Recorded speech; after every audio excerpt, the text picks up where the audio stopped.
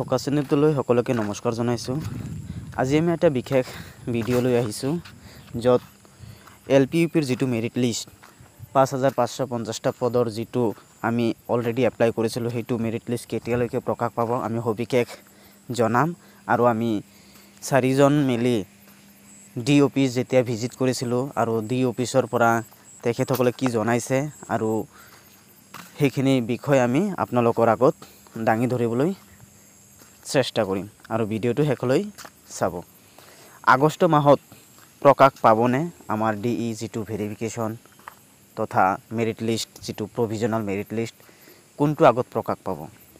তো নিশ্চয়কৈ এটা কথা ক'ম, DEৰ যিটো মেৰিট লিষ্ট সেইটো আগত মেৰিট লিষ্ট প্ৰকাশ নাপায়। আগতে ডকুমেণ্টছ ভেৰিফিকেশ্যনৰ যিটো লিষ্ট সেইটো আগষ্ট মাহৰ 15 তাৰিখৰ আগতে প্ৰকাশ পাব। এইটো একেবাৰে 100% জেনুইন খবৰ হয় আৰু আপোনালোকে ধৈৰ্য সহকাৰে চাই থাকক।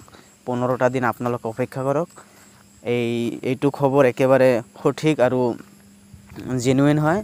আৰু ভেৰিফিকেশ্যন সম্পূৰ্ণ হ'বলৈ প্ৰায় 1 মাহ পাৰ হ'ব আৰু 1 মাহৰ পিছত আৰু 1 মাহমান সময় লোৱাৰ পিছত আমাৰ যিটো LP/UPৰ যিটো ফাৰ্ষ্ট প্ৰভিজনেল মেৰিট লিষ্ট এইটো নৱেম্বৰ মাহত প্ৰকাশ পাব।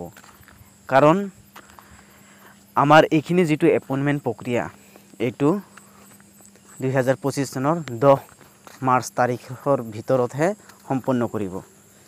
আৰু এইখিনি আজি বিশেষ ক'বলগীয়া আছিল। আপোনালোকে ভিডিঅ'টো নিশ্চয় শুনি অলপ হ'লেও কিবা মনত ধাৰণা আনিব পাৰিছে আৰু আমি যিখিনি কথা কৈছোঁ সেইখিনি একেবাৰে অফিচ ভিজিট কৰি এইখিনি কথা ক'বলৈ পাৰিছোঁ।